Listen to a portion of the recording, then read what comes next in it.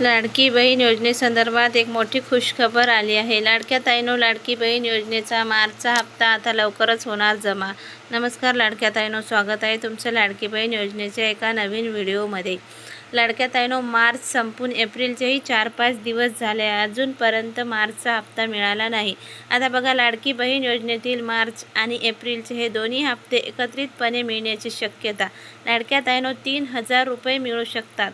महाराष्ट्र सरकारची मुख्यमंत्री माझी लाडकी बहीण योजना महिलांमध्ये लोकप्रिय ठरली असली तरी गेल्या काही महिन्यांपासून हप्ते मिळायला उशीरच होत आहे।